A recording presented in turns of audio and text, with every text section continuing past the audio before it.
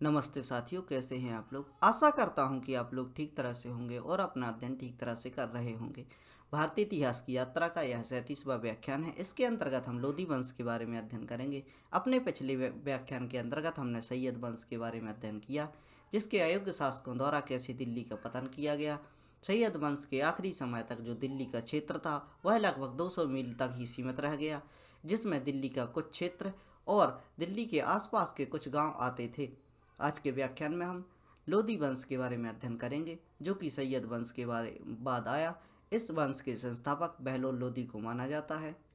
इसके अलावा इस वंश के प्रमुख शासक सिकंदर लोधी और इब्राहिम लोधी को समझने का प्रयास करेंगे। हम देखते हैं कि इन तीनों शासकों द्वारा दिल्ली सल्तनत के आखिरी वंश लोधी वंश में शासन किया गया, जिसके बारे में आज के व्याख्यान में हम पढ़ रहे हैं। आइए देखते हैं। लोधी वंश, जो कि 1451 ईस्वी से 1526 ईस्वी तक चला, यह है बहलोल लोधी, जिनके द्वारा लोधी वंश की नींव डाली गई। हम देखते हैं जो बहलोल लोधी हैं उनका शासनकाल 1451 ईस्वी से 1489 ईस्वी तक का रहा। लोधी वंश का संस्थापक इन्हें माना जाता है।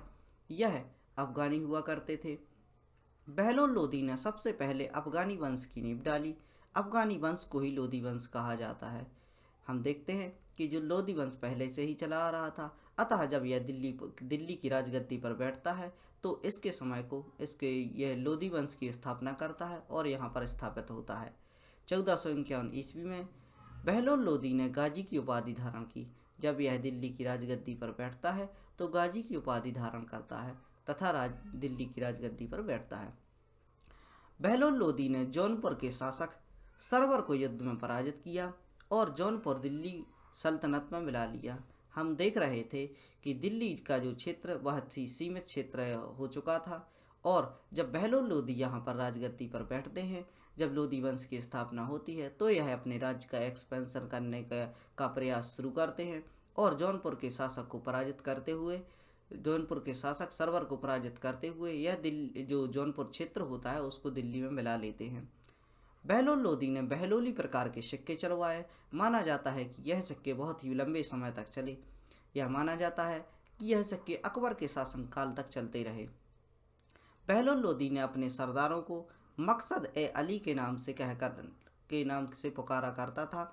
मकसद अली का अर्थ होता है जो अली का मकसद या जो इनकी टीचिंग्स है इनको पूरा करने वाले होते हैं, इनको फॉलो करने वाले होते हैं, उनको मकसद अली कहा जाता है। अतः इसने अपने सरदारों को मकसद अली कहकर पुकारा। बहलोल लोधी का उत्तराधिकारी सिकंदर लोधी हुआ। इस प्रकार बहलोल लोधी हैं इनके बारे में जानकारी प्राप्त करते हैं। एक बार हम रिवीजन करते हैं कि जो बहलोल लोधी हुआ करते थे वह अफगानी हुआ करते थे। अफगानी होने के कारण इनके वंश का नाम अफगानी वंश के कारण इन्होंने अपने वंश की जो नींव डाली वह अफगानी वंश था और इसे लोधी वंश के नाम से जाना गया। 1451 ईस्वी में यह गाजी की उपाधि धारण कर दिल्ली की जो गद्दी है उस पर बैठते हैं और यह जौनपुर के शासक को पराजित कर, जिनका नाम था सरवर, उनको पराजित करते हैं और जौनपुर को अपने क्षेत्र में मिला लेते हैं, जो कि दिल्ली सल्तनत का क्षेत्र होता है। बहलोल लोधी ने बहलोली प्रकार के सिक्के चलवाए थे। यह अकबर के समय तक चलते ही रहे। बहलोल लोधी अपने सरदारों को मकसद अली के नाम से पुकारा करता था। बहलोल लोधी का उत्तराधिकारी सिकंदर लोधी हुआ, जिनके बारे में हम आगे अगली स्लाइड में पढ़ते हैं। आपके दिमाग में एक प्रश्न आता होगा कि दिल्ली सल्तनत को दिल्ली सल्तनत क्यों कहा जाता है। इसका प्रमुख कारण है दिल्ली सल्तनत, जो कि यहाँ के राजा हुए, उनका जो क्षेत्र था उन्होंने दिल्ली को केंद्र बनाकर अपना राज्य स्थापित किया और अपना शासनकाल प्रारंभ किया। इसके अलावा यह दिल्ली में ही रहकर अपना जो शासन व्यवस्थाएं चलाते थे और आसपास के क्षेत्र कुछ ही क्षेत्रों पर यह अधिकार कर पाए। अतः इनका जो शासन रहा उसको दिल्ली सल्तनत कहा जाता है। बहलोल लोधी भी दिल्ली क्षेत्र से ही संबंधित थे। जब यह दिल्ली की गद्दी पर बैठते हैं और यहाँ शासन करते हैं तो दिल्ली को केंद्र बनाकर अपना शासन व्यवस्थाएं चलाते हैं एवं जो जौनपुर क्षेत्र है वह दिल्ली में मिला लेते हैं। आइए जानने का प्रयास करते हैं सिकंदर लोधी के बारे में।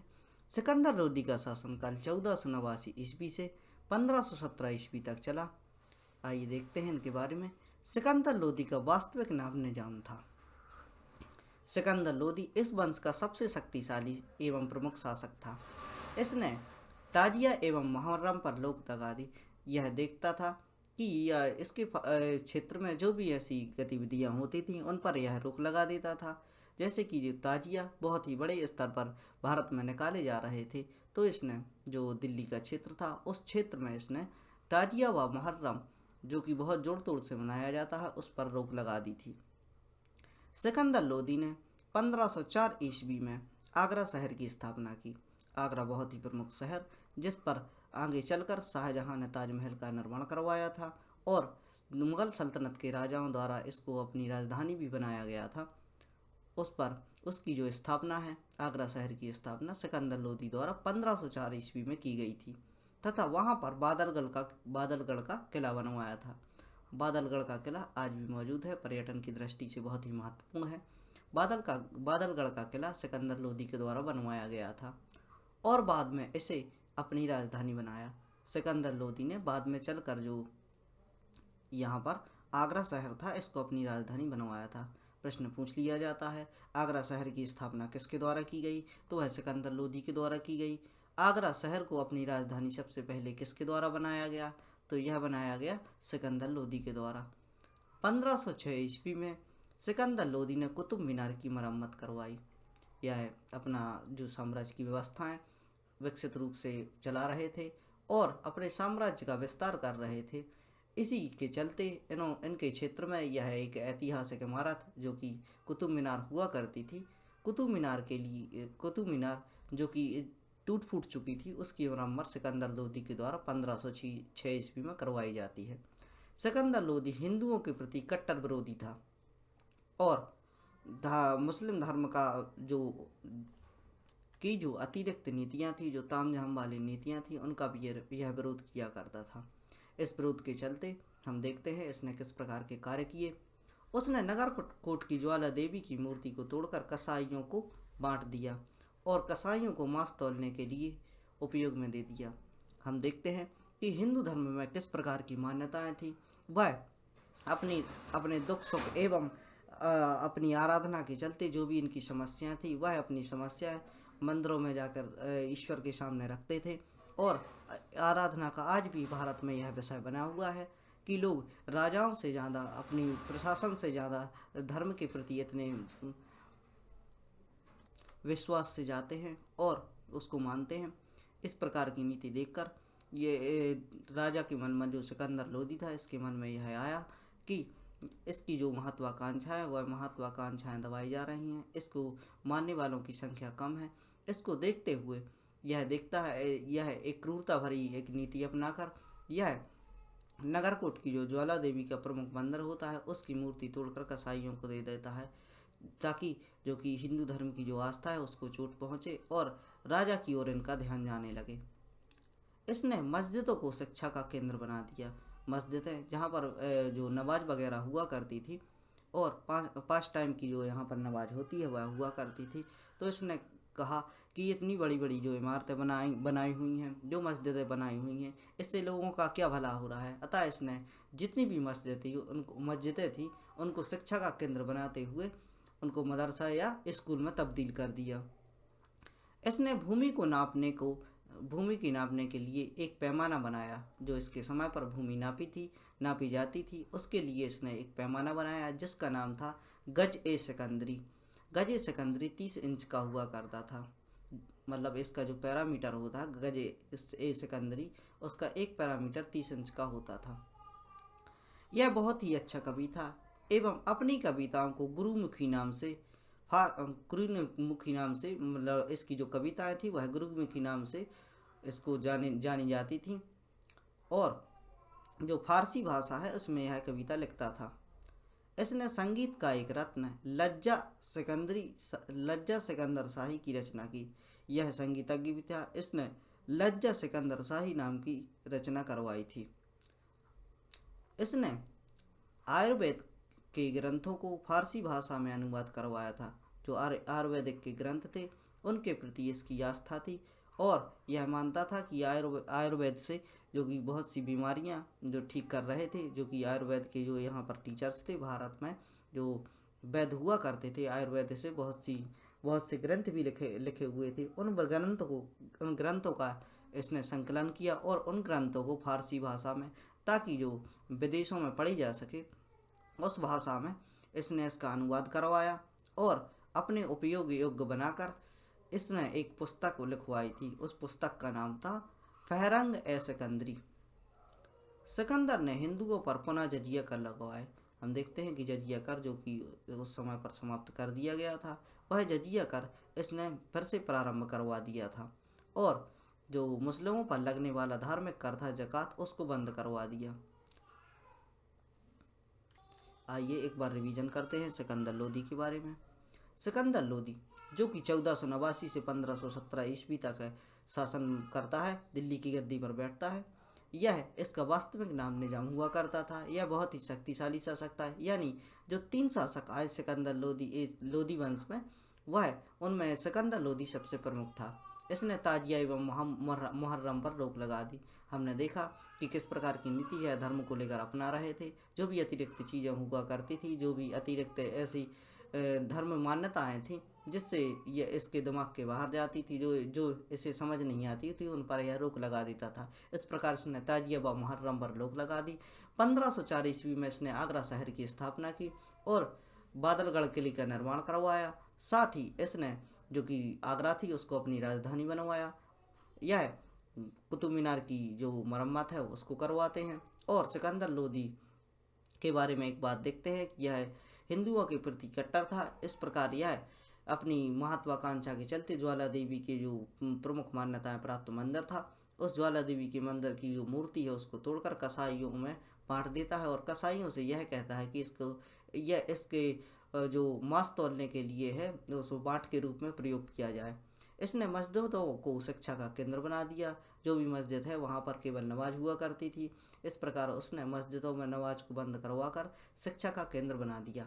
इसने भूमि को नापने के लिए एक पैमाना बनाया जिसका नाम गज ए सिकंदरी था, जो कि 30 इंच के बराबर होता था। बहुत ही अच्छा कवि होने के कारण इसने कुछ कविताएं लिखी जिनको गुरुमुखी नाम से जाना जाता था। यह कविताएं फारसी भाषा में लिखा करता था। इसने संगीत का एक रत्न लज्जा सिकंदर शाही की रचना करवाई थी। आयुर्वेद के प्रति इसकी आस्था होने के कारण इसने जो आयुर्वेद के जो ग्रंथ थे, जो पुस्तकें थी, उनका फारसी भाषा में अनुवाद करवाया और एक पुस्तक में उनके जो भी टीचिंग्स थी उसका संकलन करवाया। इसका नाम था फहरंग ए सिकंदर शाही। सिकंदर ने हिंदुओं पर पुनः जजिया कर इम्पोज किया एवं जो मुसलमानों पर लगने वाला ज़कात कर था उसको बंद करवा दिया था। आइए अध्ययन करते हैं इब्राहिम लोदी के बारे में। यह तीसरे शासक हुआ करते थे जो कि लोदी वंश था। 1517 ईस्वी से 1526 ईस्वी तक इन्होंने शासन किया।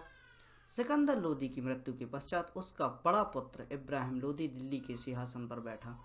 सिकंदर लोदी जिनकी मृत्यु हो जाती है और इनके पश्चात इनका जो बड़ा पुत्र होता है इब्राहिम लोदी, यह सिंहासन पर बैठता है। घर में बड़ा होने के कारण बहुत ही यह आक्रामक और लाड़ला हुआ करता था। इब्राहिम शाह की उपाधि इसके द्वारा धारण की गई। 1518 ईस्वी में हम देखते हैं कि इब्राहिम लोदी व राणा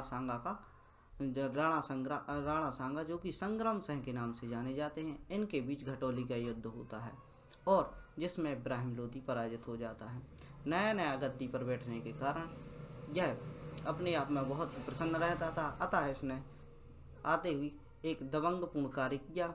इसने सबसे पहले खड़ा होकर जो कि यह 1517 ईस्वी में गद्दी पर बैठा और एक वर्ष में ही अपने आप को यह इतना आक्रामक और योग्य शासक समझने लगा कि इन्होंने जो राजपूत राजा थे राणा सांगा, संग्राम सिंह के विरुद्ध युद्ध छिड़ दिया। घटेली के मैदान में हुए युद्ध में इब्राहिम लोदी पराजित हो गया और जब यह युद्ध क्षेत्र में जाते हैं, घटोली के युद्ध में संग्राम सिंह से इनका मुकाबला होता है तो यह इन्हें मुँह की खानी पड़ती है और इब्राहिम लोदी पराजित हो जाते हैं। इब्राहिम लोदी को पराजित करने के लिए अब जिस प्रकार के माहौल चल रहे थे, इब्राहिम लोदी जिस प्रकार की नीति अपना रहे थे, इस प्रारंभ से ही युद्ध जैसे कार्य करने लगे थे जो कि दिल्ली सल्तनत तक इसका जो विरासत में उसको क्षेत्र मिला था उसका विकास न करने की वजह यह ऐसी इस प्रकार की नीतियाँ चला रहे थे कि जिससे अराजकता की स्थिति फैल रही थी। इस स्थिति को देखते हुए इब्राहिम लोदी को पराजित करने के लिए एक षड्यंत्र रचा जाता है। जो पंजाब के शासक होते हैं दौलत खां और इनके जो इब्राहिम लोदी के चाचा होते हैं आलम खां, यह दोनों मिलकर काबुल में जो तैमूर वंशीय राजा होते हैं बाबर, उनके लिए आक्रमण के लिए न्योता भेजते हैं। तब बाबर न्योता स्वीकार करते हुए आक्रमण करने का आश्वासन देता है। और हम देखते हैं कि जब जब इनके जो चाचा होते हैं आलम खां और जो पंजाब के शासक होते हैं दौलत खां, जब यह बाबर के लिए न्योता भेजते हैं ताकि आप आइए और इब्राहिम लोदी को पराजित कीजिए, इस पर आक्रमण कीजिए, तो तब यह बाबर आश्वासन देता है और भारत आने के लिए इनको कहता है कि इसको यह पराजित कर देंगे। बाबर है वह काबुल से 12,000 प्रशिक्षित एवं बहादुर सैनिकों की फौज लेकर भारत की ओर चल पड़ा। 21 अप्रैल 1526 ईस्वी में दोनों के बीच पानीपत का युद्ध होता है। इसी समय बाबर ने तुगलक पद्धति का अपनाई थी। जो तुगलक पद्धति होती थी वह पद्धति 2 गाड़ियों के बीच तोप रखने का कार्य किया जाता था और युद्ध में यह 2 गाड़ियों के बीच तोप रखकर चलाया करते थे। यह भारत में पहली बार हो रहा था। तोपों का प्रयोग हम देखते हैं कि भारत में पहली बार तोपों का प्रयोग बाबर के समय किया गया था, जब बाबर ने पानीपत का युद्ध लड़ा था। जो पानीपत की पहली लड़ाई थी उसमें ही भारत में तोपें आई थी। और यह घटना 21 अप्रैल 1526 की है, जब यह पानीपत का युद्ध होता है। और इस पानीपत के युद्ध में इब्राहिम लोदी मारा गया और दिल्ली सल्तनत का अंत हो गया। और इसके बाद हम जो बाबर आते हैं वह मुगल वंश की नींव डालते हैं और मुगल वंश के संस्थापक बाबर के लिए माना जाता है। इब्राहिम लोदी इस वंश का अंतिम शासक था। यह भारत का एकमात्र ऐसा सुल्तान था जो युद्ध भूमि में रहा था, जो कि अब तक के ऐसे सुल्तान थे जिनकी मृत्यु षड्यंत्र के द्वारा या हत्या कर दी जाती थी। यह एक ऐसा सुल्तान था जो युद्ध लड़ते हुए युद्ध क्षेत्र में ही मारा गया था। 9 वर्ष के छोटे से शासनकाल के बाद इसकी मृत्यु युद्ध क्षेत्र में हो जाती है और इब्राहिम लोदी जो अंतिम शासक होता है, इसकी मृत्यु के साथ ही दिल्ली सल्तनत का अंत हो जाता है। और इसके बाद हम देखते हैं कि इसके बारे में एक और फैक्ट है। जो बाबर हैं, बाबर के लिए इनसे इब्राहिम लोदी से कोहिनूर हीरा मिला। यह हम देखते हैं कि जो कोहिनूर हीरा है वह खिलजी वंश के समय अलाउद्दीन खिलजी को प्राप्त हुआ था, जो कि दिल्ली सल्तनत के जितने भी शासक थे उनके पास रहा। इसके बाद यह कोहिनूर हीरा जो कि बेशकीमती है वह बाबर के पास आ जाता है। किसी सेपरेट लेक्चर में हम कोहिनूर हीरे के बारे में पढ़ेंगे कि किस प्रकार यह कोहिनूर हीरा बेशकीमती आज ब्रिटेन में रखा हुआ है, जो कि भारत में गोलकोंडा की खदान से निकाला गया था। यह बहुत ही बेशकीमती है। इसकी हिस्ट्री हम एक सेपरेट लेक्चर में समझने का प्रयास करेंगे कि कोहिनूर हीरा किस किस शासक के पास गया और अंत में वह ब्रिटेन तक कैसे पहुंचा। आइए छोटे से रिवीजन के बाद इस जो लेक्चर है इसका अंत करते हैं। हम देखते हैं कि इब्राहिम लोदी, सिकंदर लोदी की मृत्यु के बाद इब्राहिम लोदी गद्दी पर बैठता है। 1518 ईस्वी में इब्राहिम लोदी इतने सक्षम हो जाते हैं कि यह राणा सांगा के साथ युद्ध करने चले जाते हैं और युद्ध में इन्हें मुक्की खानी पड़ती है। संग्राम से इनको घटौली के युद्ध में पराजित कर देते हैं। इब्राहिम लोदी को पराजित करने के लिए हम देखते हैं कि जो पंजाब के शासक हैं दौलत खां व इनके चाचा आलम खां, यह दोनों षड्यंत्र रचते हैं और तैमूर वंशीय राजा बाबर को आक्रमण के लिए न्योता देते हैं। न्योता देने के बाद जो बाबर होता है वह यह न्योता स्वीकार करता है तथा 12,000 प्रशिक्षित सैनिकों के साथ जो फौज लेकर आता है और दिल्ली की ओर चल पड़ता है। 21 अप्रैल 1526 ईस्वी में दोनों के बीच पानीपत का प्रथम युद्ध होता है, जिसमें तुगलक पद्धति का यूज किया जाता है, जिसमें कि 2 गाड़ियों के बीच तोप रखकर चलाई जाती हैं। माना जाता है कि तोपों का प्रयोग बाबर के समय सबसे पहले भारत में किया गया था। दिल्ली सल्तनत का इस प्रकार अंत होता है और इब्राहिम लोदी मारा जाता है। इब्राहिम लोदी इस वंश का अंतिम शासक था। यह एक पहला ऐसा सुल्तान था जिसकी युद्ध क्षेत्र में मृत्यु हुई थी। साथ ही लोदी वंश का अंत होता है और लोदी वंश के अंत के साथ ही इसकी जो दिल्ली सल्तनत है उसका भी अंत हो जाता है। इनके यहाँ से एक जो कोहिनूर बेशकीमती कोहिनूर हीरा होता है वह इब्राहिम लोदी से बाबर को प्राप्त हो जाता है। आशा करता हूँ कि आपको आज का व्याख्यान समझ आया होगा और मेरे द्वारा जितने भी प्रयास किए जा रहे हैं वह आपको ठीक तरीके से आपको समझ आ रहे होंगे। यदि आपको लगता है कि मेरी जो जानकारी है वह उपयोगी है और आपको लाभ पहुंचा सकती है, तो आप ऐसे बच्चों तक इसको पहुंचाने का प्रयास कीजिए जिनके पास इस प्रकार की सामग्री नहीं है कि वो परीक्षा की तैयारी कर सकें। और जल्द ही हम अपनी क्लास को और भी डिजिटल बनाने का प्रयास करेंगे। धन्यवाद। खुश रहिए, पढ़ते रहिए। जय हिंद।